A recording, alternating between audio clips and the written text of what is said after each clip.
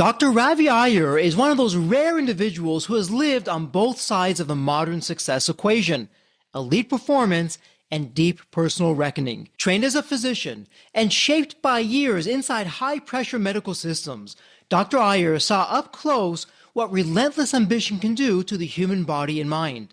The exhaustion, the quiet erosion of purpose, the cost of winning on paper while losing something harder to name. Rather than walking away from medicine, he asked a more uncomfortable question. What if the way we define success is broken? That question led him down an unexpected path, a path that blends science, longevity, entrepreneurship, and inner work. Today, Dr. Iyer helps high-performing leaders, founders, and professionals redesign their lives from the inside out, optimizing health, energy, and clarity without burning down everything they've built. His work sits at the intersection of physiology and psychology, where peak performance meets sustainable living. Not hacks, not hype, just honest conversations about what it actually takes to build a meaningful life while carrying big responsibility. Dr. Iyer brings credibility, forged in real-world pressure, and wisdom earned through personal reinvention. If you've ever wondered whether success has to feel this heavy, his perspective just might change how you think about ambition itself. And before we start this episode, a quick word from our sponsor, Deep Wealth, and the 90-day Deep Wealth Mastery Program. Here's Jane, a graduate, who says, and I quote, "The Deep Wealth Mastery Program prevented me from making what would have been one of the biggest mistakes of my career. I almost signed on the dotted line with an unsolicited offer that I now realize would have shortchanged my hard work and my future had I accepted that offer. Deep Wealth Mastery has tilted the playing field to my advantage." Or how about Lynn? Wow, he gets right to the point, and I quote, "Deep Wealth Mastery is one of the best investments ever made because you'll get an ROI of 100 times that. Anyone who doesn't go through this will lose millions." And as you're listening to these testimonials, are you wondering if you have the time? Are you even thinking that you've got this covered? You have the advisors or people in your network? Well, I got to tell you, these myths, they're often behind the 90% failure rate for liquidity events. Think about it. You have one chance to get it right for your financial freedom. You really want to make it count. And when it comes to time, let's hear what William has to say. We just got in this testimonial. William says, and I quote, "I didn't have the time for Deep Wealth Mastery, but I made the time and I'm glad I did. What I learned goes far beyond any other executive program or coach I've experienced." So what do you think? As I hear that, that's exactly what gets me out of bed every day. That's my mission. That's the team's mission here at Deep Wealth, to literally change the social fabric of society, one business owner at a time, one liquidity event at a time. And my Deep Wealth Nation, what I want you to know, the Deep Wealth Mastery Program, it isn't theory. It's from the trenches. It's the only one based on a 9-figure deal. And that deal, that was my deal. You know my story. I said no to a 7-figure offer. I created a system that later on, myself and my business partners, we said yes to a different buyer, a different offer, a 9-figure deal. That's what we now call the Deep Wealth Mastery Program, or the Scale for Ultimate Sales system. It's built by business owners for business owners. So if you're interested in growing your profits, for preparing for a future liquidity event, and that may be 2 years away, it could be 22 years away, whatever the time may be, you want to do this now, and you want to optimize your post-exit life. Deep Wealth Mastery is for you. To get started, email success@deepwealth.com. Again, that's success, SUCCESS, at deepwealth.com. You'll receive all the information about the Deep Wealth Mastery Program, or better yet, why not hop on a complimentary strategy call? We'll go through exactly where your business is today and what's standing between you and your financial independence and your dreams. So that's where you want to be. You want to be with other successful business owners, entrepreneurs, and founders just like you. They're looking to grow their businesses, create market disruptions, and unlock their financial freedom to get what they deserve.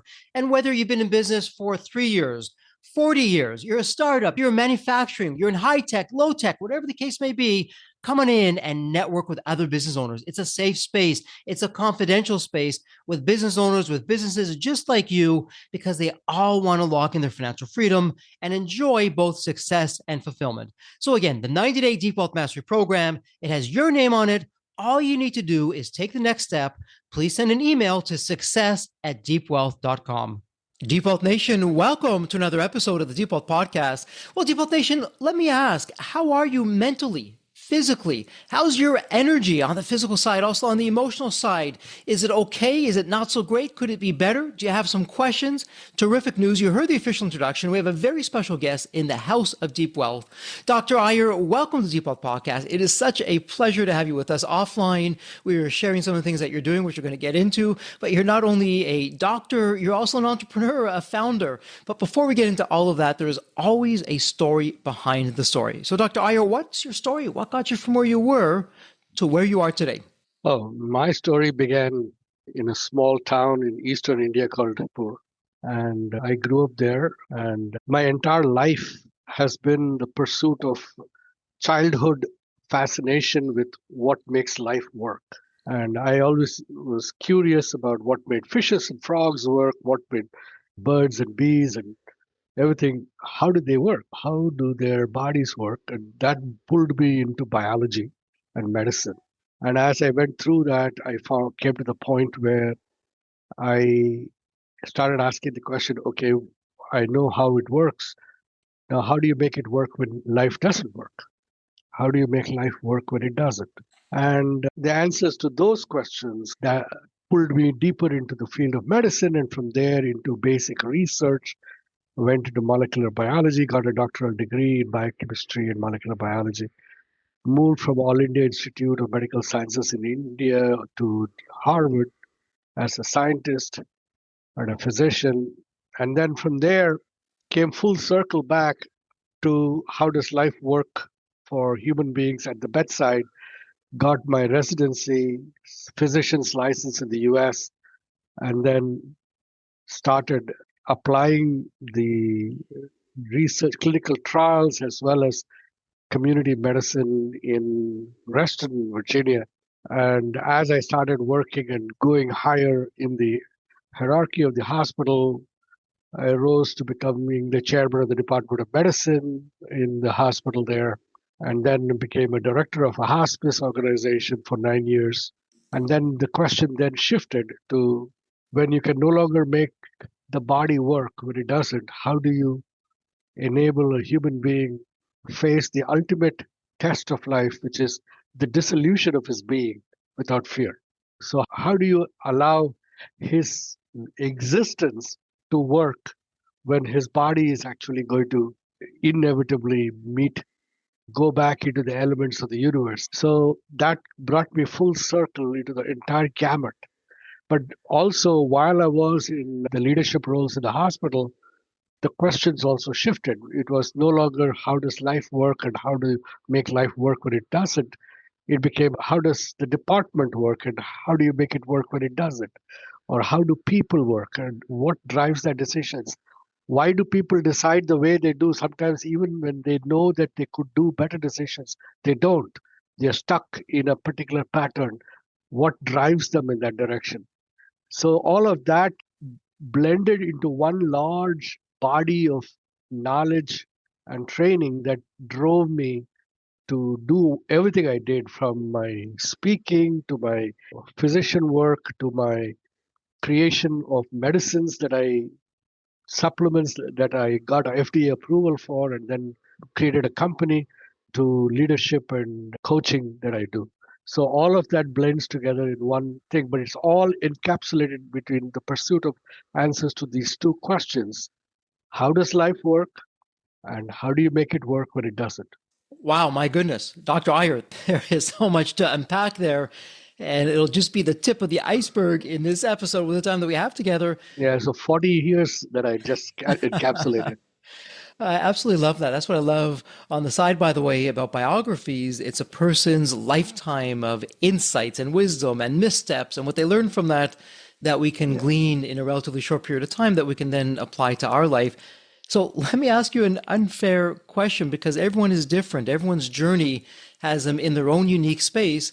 But that said, from the books that you've written, to the coaching that you've done, to these incredible supplements that you've been creating, from the medical science that you've been doing, where are we as entrepreneurs, founders, business owners specifically, where are we just not getting it when it comes to our health? Is it the Pareto's principle here, the 80-20 principle, where, yes, Jeffrey, 80% of the challenges or the ailments or the problems, otherwise known as opportunities, that I see with people are really coming from 20% of these actions or inactions or these behaviors. What would you say to that? The problem of health for high performance individuals is comes from allocation of resources and alignment of resources.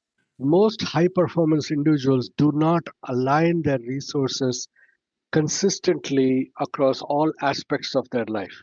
In the area where they are actually performing at a high level, they're aligned.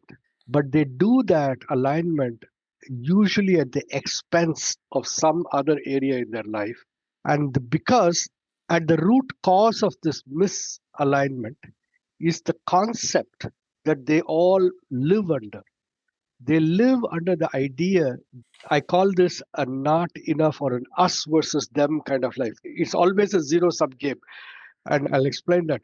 They believe that resources for performance are external entities and they are fixed in availability in time and space. And you have to take that and apply it to various areas. They do not see themselves as the source of the resources that they employ. And the reason they don't see that is they don't live consistently as creators. They live consistently as consumers of their life. I'll expand that. I just threw out a very loaded term. Most entrepreneurs will think that they are creators and would find offense to that.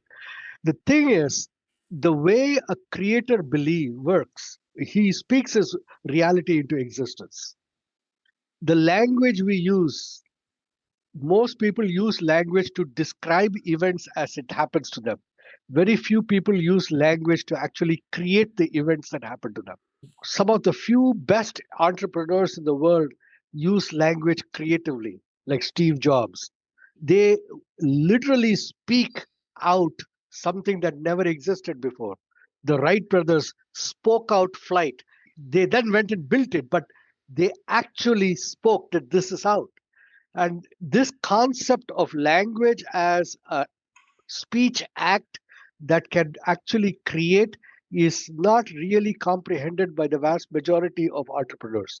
So, as a result, the vast majority of entrepreneurs are working on a resource scavenging and a resource utilization. And as long as you're only scavenging and utilization, you are only mining it from the ground and using it, and someday the ground is going to go empty. You're only borrowing it from one area of your life and putting it in another area. You're really not creating it out of nothing. See, for me, I'm 67 years old and I can give a 35-year-old entrepreneur a run for the money in terms of output per day. I work 16 hours a day and I don't feel tired. And the reason for that is fatigue does not exist when you know how to manage your resources and when you are actually creating resources. Like people get up in the morning, they'll immediately go grinding, but they won't spend time to take a little bit of time to actually husband their thoughts, get a moment of inner silence, get a moment of clear clarity and focus. When they go through their day, they are bouncing from task to task, but there's a lot of internal mental chatter. There is absolutely zero chatter in my head when I work. Okay, my goodness. Again, so much to unpack there. I love the way that you're sharing, and I've heard this said in different ways, but not quite this way. It's very novel, very unique with what you're sharing. Most entrepreneurs in particular, and we're going to separate out entrepreneurs from the general population, entrepreneurs, business owners, founders, they view themselves as creators, but they're really consumers, especially when it comes to their health. And I couldn't agree to you more. And what I'm hearing you say is that really these entrepreneurs, we're taking things for granted. It starts mentally with the words that we're perhaps speaking to ourselves or what we're verbalizing out loud. It's interesting as we're talking about this, again, no judgment here. I was on a flight yesterday and there was another passenger just a few rows up who said, "Excuse me, do you think you could help me lift my bag up on the overhead compartment here?" And the passenger said, "I'm so old now, it's hard for me to do this." And I'm thinking, wow, I would never use those words because our words, to your point, become our reality. Napoleon Hill, Think and Grow Rich, our thoughts become things. And so for the entrepreneur out there who's thinking, yeah, okay, I hear you, but I've got so much to do, so much to build. I don't have a lot of time. And they buy into, it's completely wrong, but they buy into the notion that they'll sleep when they're dead. And right now they're going to burn the candle at both ends, to use another common terminology. Yeah. What should we be doing in terms of ensuring we're actually around long enough to be able to see things through and to have that vitality, that energy, that insight, as opposed to the negative of that, brain fog, lack of energy, pain, not being able to get out of bed? I'm going to share my screen a little bit because I just pulled up a figure here and now you can see that. But that allows me to talk about it. Sure. All right. If you take the y-axis as functionality, 0 to 100%, Okay. and the x-axis as age, 0 to 100, the biblical age is supposed to be 125, but we'll take it at 100. Then most people will reach about 100% functionality by the time they are about 40.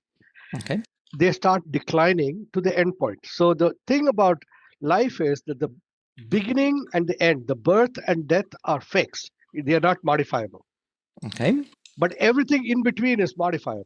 So if you take this and then you say, okay, look at the current course.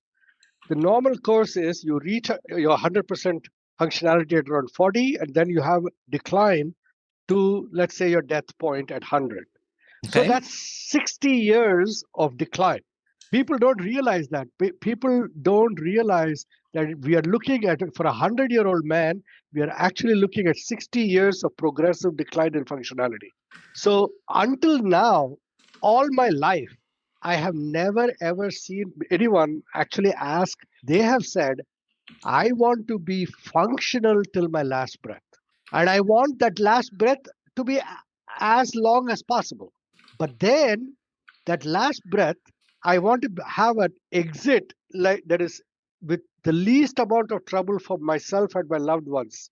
So they want to remain functional and then they want to have this cliff where they just drop off. All right. Now that kind of exit where people just go to bed and then boop, that's it, is not guaranteed for most people. And until now, that was not a possibility.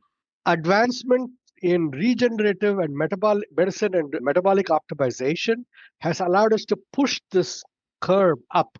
So this 60-year decline, we can push it up such that we keep people after the age of in their 60s, 70s, and 80s at above 75% functionality.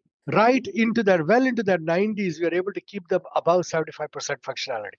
And at that point, so the other thing about the whole functionality aspect is that there are three things that a person needs to have when you want to call functionality in what is called dynamic aging.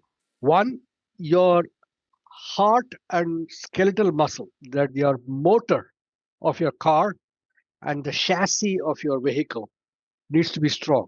So you need to have a good heart and you need to have good bones and muscular structure. Second, you need to have a good brain that is cognitively intact, because it doesn't matter that you can run up run upstairs in a jiffy, but your brain is out to lunch. All right. And third, your digestive and excretory organs should be in good normal function. It's no use that at every cough you're suddenly soiling your pants. So these three things need to be held in place. And if you do these three things in place, you can give them that 75% functionality, and then they can use that functionality for whatever they want to do with their life, whatever they are good at, whatever they want, whatever means of self-expression that they want to do. That's not my job. My job is to give them a body. So we have this thing called a Body for Life program, and that program basically says, I will give you a body that will not fail on you into your 90s. And what you do with it is up to you. You can go and sit on a rock at the foot of a tree and meditate yourself out into some nirvana bliss, or you can go party till kingdom come in Daytona Beach. I don't care. Yeah, my goodness. And Depot Nation, I want you to take a step back and think for a moment of what was just shared with you, because it's so true. Dr. Iyer, what I'm hearing you say is from about the age of 40 until someone passes away, if we go with conventional programming, the social programming, As people get older, as functionality starts to decrease, they tell themselves that it's normal when it's really not. And don't get me on my soapbox about big pharma and how sick care is really their business model, not healthcare, and why it's in their best I interest, agree. why it's in big pharma's best interest that people aren't healthy. And so, Deep Health Nation, I want you to visualize what Dr. Iyer was sharing, and he shared with me. You can't see it, but he shared with me.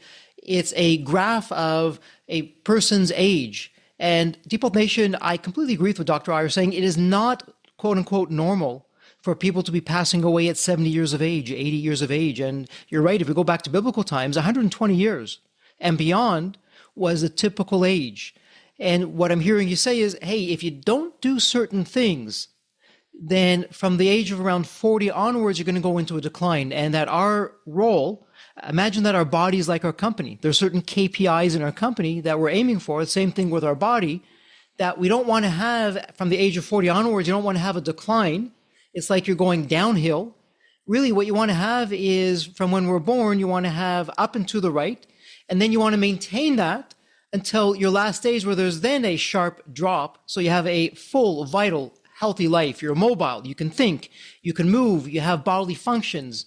You're out with your grandchildren, God willing, your great-grandchildren, running around, playing, going places with them because you've taken care of your body. I suppose a much simpler analogy, if we're driving a car and we never stop for gas and we never stop to change the oil and for tune-ups, at one point the car is simply going to give up, where the car is the metaphor for our body, and the gas and the tune-ups are things that proactively we can be doing to fill ourselves up health-wise. How am I doing with that? Yeah, it's absolutely tragic to see somebody who has amassed, $100 million worth of company wealth, $1 billion of company wealth, and I see them all the time as executives.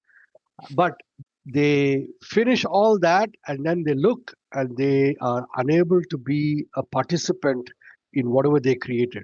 They just are existing beyond that point. Their progeny enjoy it and all of that, but it is so sad to see these elderly people just wither away because they were unable to be supported. Now, the key to supporting them is actually ridiculously simple. The one neutralize the single biggest cause of aging, which is inflammation. See, inflammation is life is a metabolic fire. And when you have a fire burning to drive the engine of life in you, the byproduct of the burning fire is inflammation.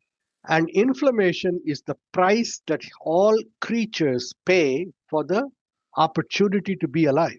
And this inflammation is what causes early blockages in the heart, early loss of neuronal function in the brain, early loss of kidney function, early loss of sexual potency, early loss of skeletal muscle function, weakening bones, and loss of sphincter muscle control. All of these things can be traced down to an inflammatory pathway that got activated, wreaking havoc that cannot be replaced. Now, the problem is when you have youth at a 16-year-old, you have an inflammation in 16-year-old also. But in a 16-year-old, the regenerative pathways are operating at 3 times faster than inflammation.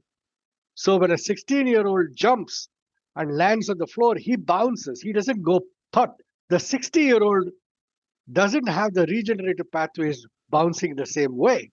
And that is why modern technology right now has come out with various peptides. You see it all over the internet, this peptide stack and that peptide stack.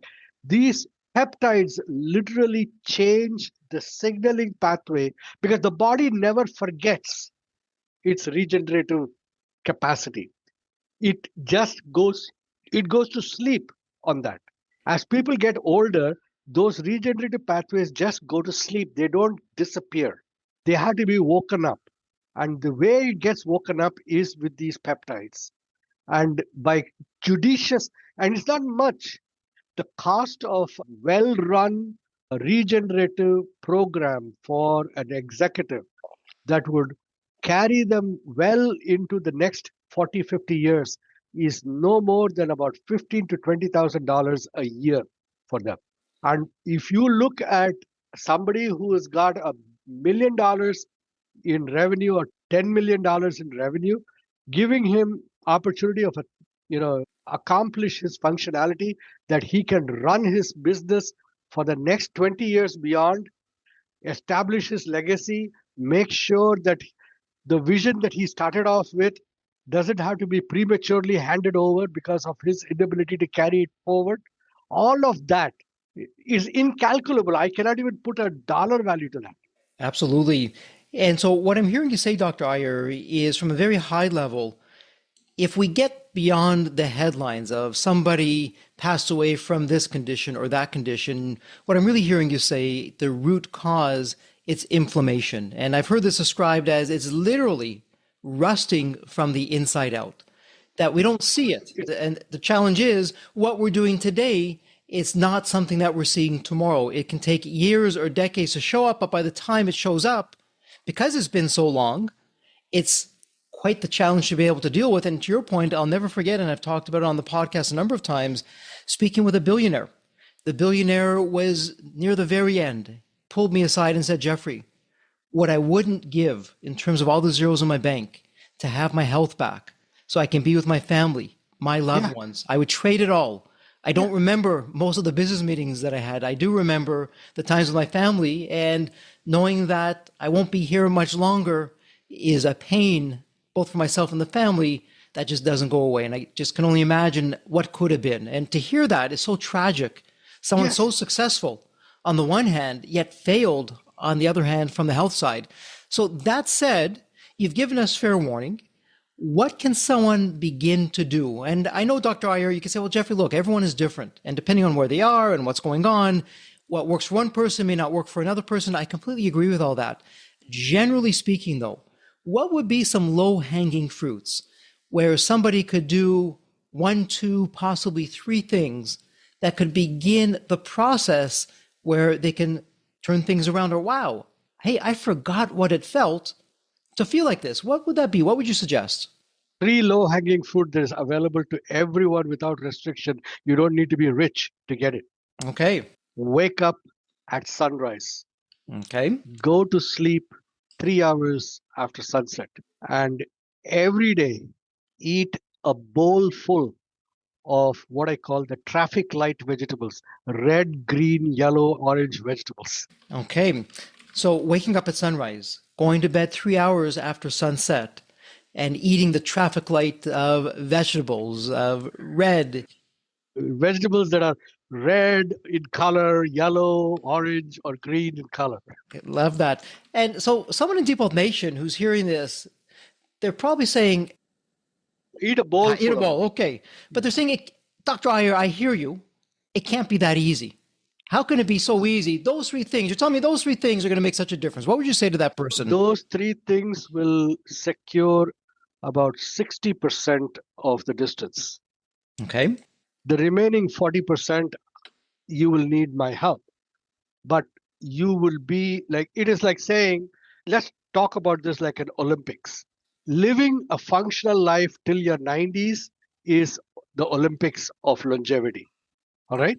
Now, you want to go to the Olympics, but before you go to the Olympics, you need to do your basic gym work. You need to do your stretching. You need to have your basic fitness before an Olympic level coach will actually take you on and train you. These 3 things are the basic groundwork that you have to do. Okay. And let me ask you this, because the waking up at sunrise and going to sleep 3 hours after sunset, it to me is in a very loud voice in circadian rhythm.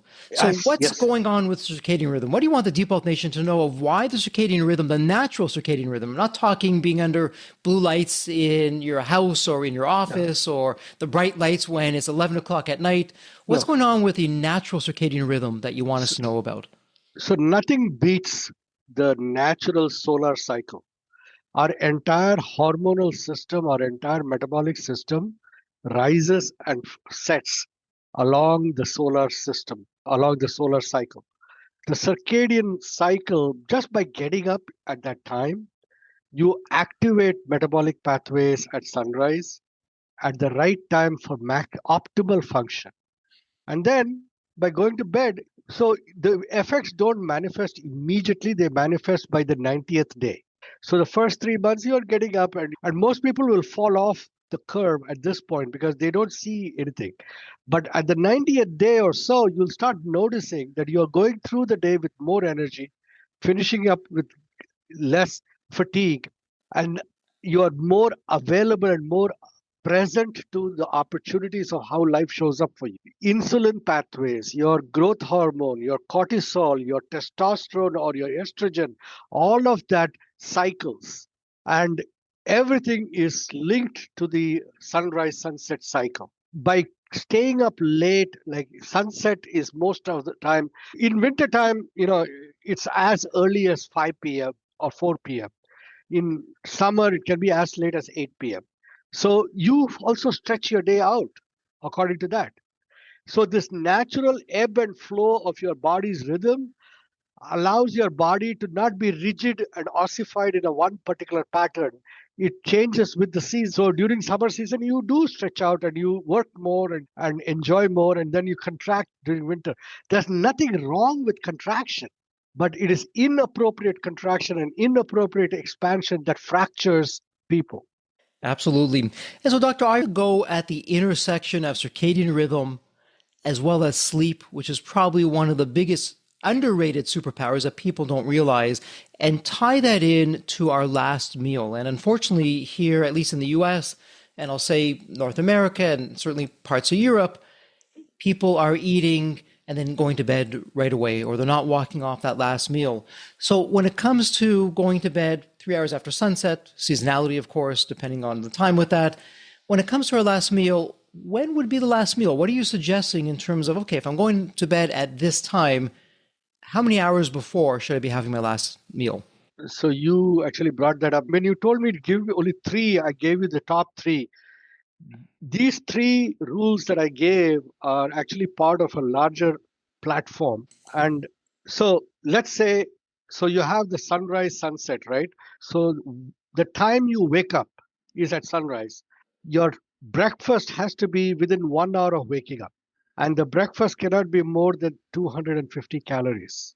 Your lunch has to be 5 hours after breakfast. So let's say you woke up at 5:30, your breakfast is at 6:30, your lunch is at 11:30. Your lunch is your real big meal. The next meal is 6 hours or 6 to 7 hours after lunch. So your dinner is around 6:30 in the evening. And your sleep is 3 hours after dinner. These are 9 p.m. Usually sunset has occurred at that time. From 9 p.m. till morning 5 a.m., that's a solid 8 hours that you have sleep. That's your cycle. So now you have a complete pattern where you have a sleep wake cycle that is linked to your sunrise.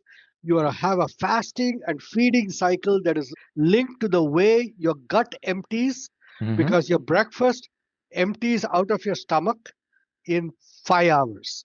Most people eat their breakfast late and they eat their lunch before the breakfast meal has left their stomach. So the lunch meal is layered on top of their breakfast in their stomach. And over time, the stomach stretches and becomes bigger and bigger capacity. And they find that they have to eat more and more to feel full. So they stretch themselves. And that's the cause of obesity. If you eat your breakfast 1 hour after waking up, so the minute you wake up, you switch on your metabolic engine. And within 1 hour, you're giving it nourishment. If you don't give it nourishment, the metabolic engine is going to send an alarm signal to your liver saying, give me nourishment, save me. I'm burning fuel. I don't have any fuel. So what the liver is going to do is going to turn on stress hormones and churn out glucose and dump glucose into your bloodstream, and your sugar level is going to go high. But if you ate your breakfast, the liver won't get that signal because your breakfast will be providing fuel. And so, Deep Health Nation, firstly, this is the opinions of myself, Dr. Iyer. Think of it, two friends. We're just exchanging ideas here. This is not medical advice. Deep Health Nation, before you do anything, check with your own doctor, your own medical professional before you do anything. And like with anything else, these are just general guidelines in terms of what's there. But Deep Health Nation, did you notice, as Dr. Iyer is describing these things, you're not hearing about snacking. You're not hearing about eating all day. Have one meal. You're waiting a specific period of time before you go to your next meal, giving the body time to digest, to rest, and then you're moving onwards. How are you comparing with that? Do you find yourself, no judgment here, do you find yourself eating throughout the day? You're having mini meals throughout the day instead of very defined meals, and you're eating right up until bed and then going to sleep. And that goes to inflammation and some of the other health areas that we've been speaking about. So you've clearly defined a set number of meals, the approximate timing for that. Every person will respond differently, so find what works best for you.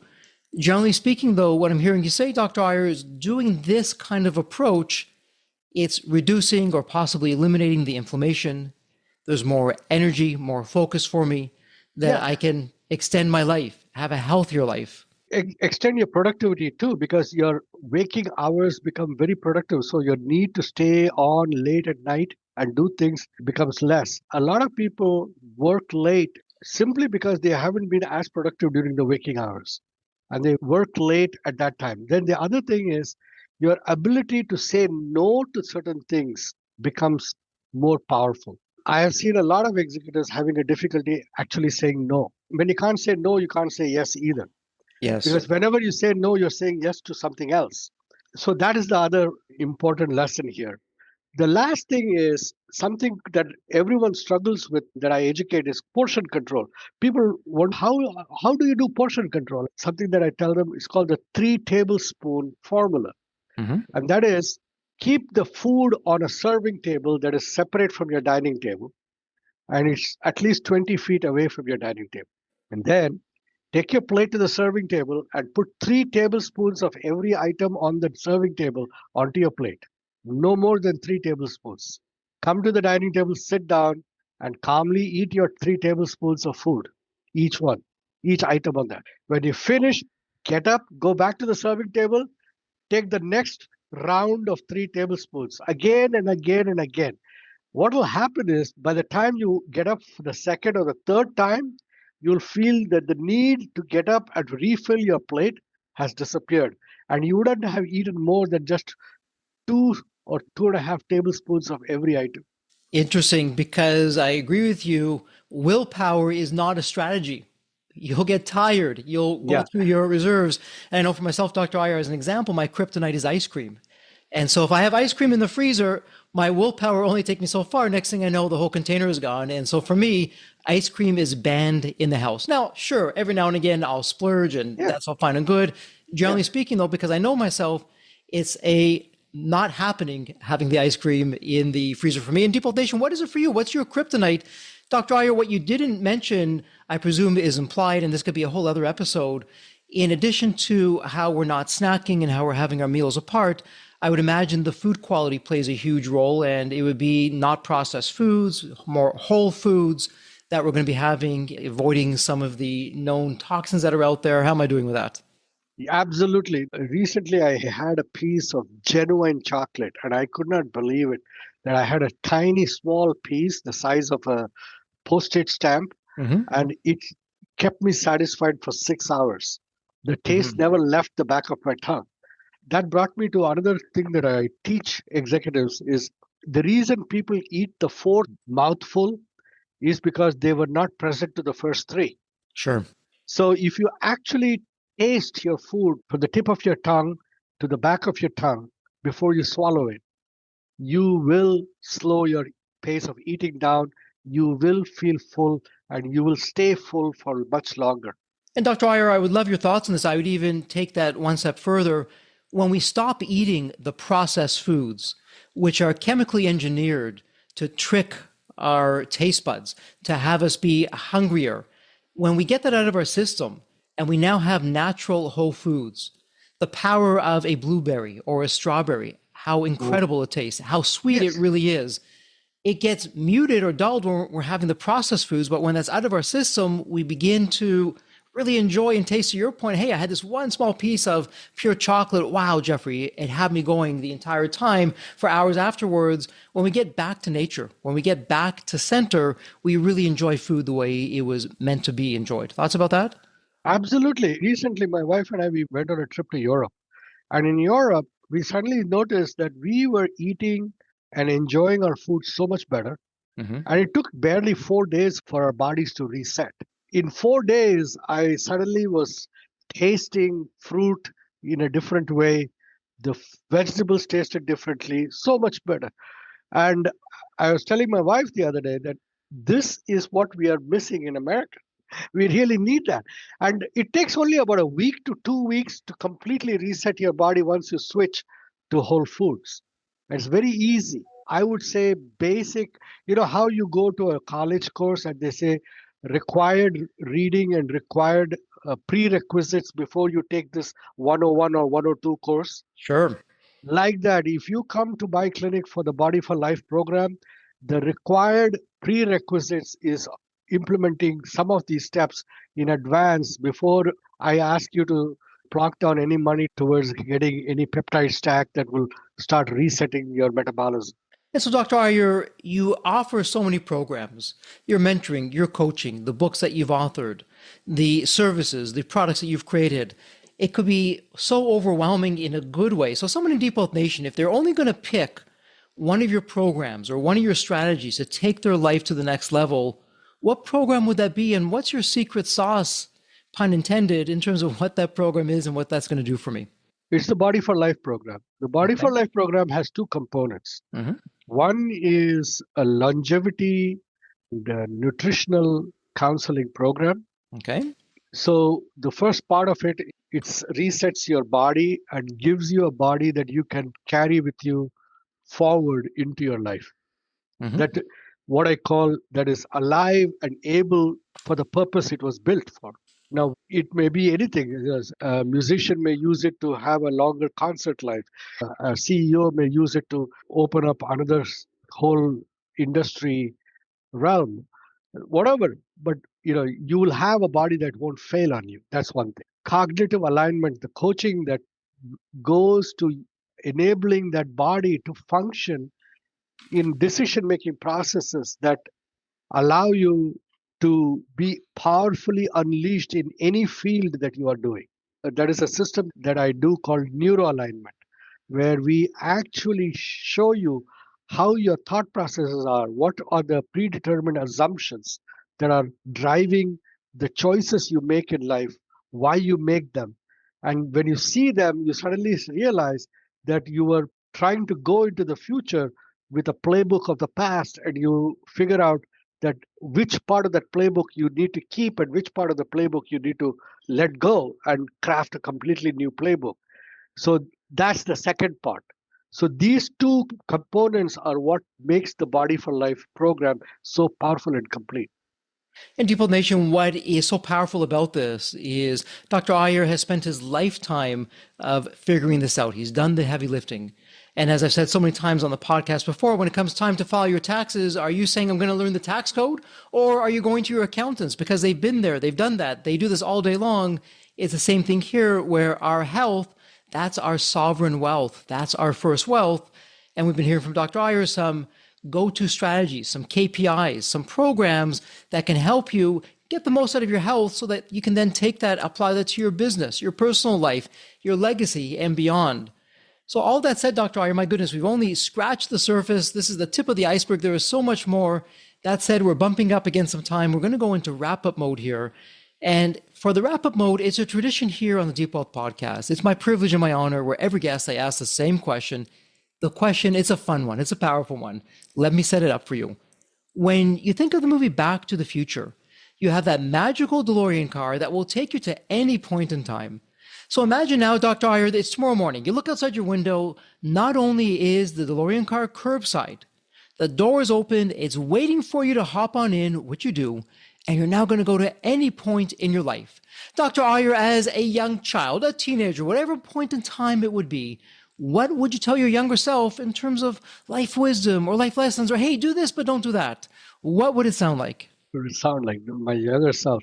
Don't sweat the small stuff. Life tends to work out very well over time.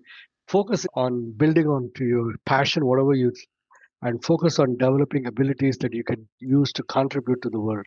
That's all. I absolutely love that. Don't sweat the small stuff. Life's going to work out over time. Focus on your passion. Take your God-given gifts, take it to the world, make a difference, which is exactly what you've been doing. And Dr. Iyer, someone in the Deep Wealth Nation, they have a question for you. They want to begin to work with you. They want to speak with you. Where would be the best place online to find you? Just go to my website. It's www.D as in David, R as in Robert, I as in India, Y as in yellow, ER.com. And my email is right on the top. You can use it. You can click the link to book a 30-minute talk with me and explore what you want to accomplish for yourself. Everything is handled by me. I don't have any filter between me and you. And Deep Wealth Nation, the great news, the terrific news. This is all in the show notes. It's a point and click. Go to the show notes. All the links are there for you, including all of Dr. Iyer's books. And you can go to his website, book that call with him. You'll come out of it a whole lot better than when you came in, with some insights and some strategies. Well, that said, Dr. Iyer, it's official. This is a wrap. Congratulations. And as we love to say here at Deep Wealth, may you continue to thrive and prosper while you remain healthy and safe. Thank you so much. So there you have it, Deep Wealth Nation. What did you think? So with all that said, and as we wrap it up, I have another question for you. Actually, it's more of a personal favor. Did you find this episode helpful? Have you found other episodes of the Deep Wealth Podcast empowering and a game changer for your journey? And if you said yes, and I really hope you did, I have a small but really meaningful way that you can actually help us out and keep these episodes coming to you. Are you ready for it? The dramatic pause. I'll just wait a moment. Drum roll, please. Subscribe. Please subscribe to the Deep Wealth Podcast on your favorite podcast channel. When you subscribe to the Deep Wealth Podcast, you're saving yourself time. Every episode automatically comes to you. And I want you to know that we meticulously craft every one of our episodes to have impactful strategies, stories, expert insights that are designed to help you grow your profits, increase the value of your business, and yes, even optimize your post-exit life and your life right now, whatever you want that to look like. And every time you subscribe and a fellow entrepreneur subscribe, it's a testament to how together, yes, we are changing the social fabric of society. One business owner at a time, one liquidity event at a time. So don't let the momentum stop here. Subscribe now on your favorite podcast channel. You'll never miss an episode. You'll be the first to hear from the top industry leaders, the innovators, the disruptors that are really changing and shaping the business world. And maybe you're commuting, maybe you're at the gym, maybe you're taking a well-deserved break that we spoke all about on this episode. The Deep Wealth Podcast, it's your reliable source for the next big idea that could literally revolutionize your business. So once again, please hit that subscribe button, stay connected, inspired, and ahead of the curve. And again, your next big breakthrough moment, it might just be one episode away. Maybe it was even this episode. So all that said, thank you so much for listening. And remember, your wealth isn't just about the money in the bank. It's about the depth of your journey and the impact that you're creating. So let's continue this journey together. And from the bottom of my heart, thank you so much for listening to this episode. And as we love to say here at Deep Wealth, may you continue to thrive and prosper while you remain healthy and safe. Thank you so much. God bless.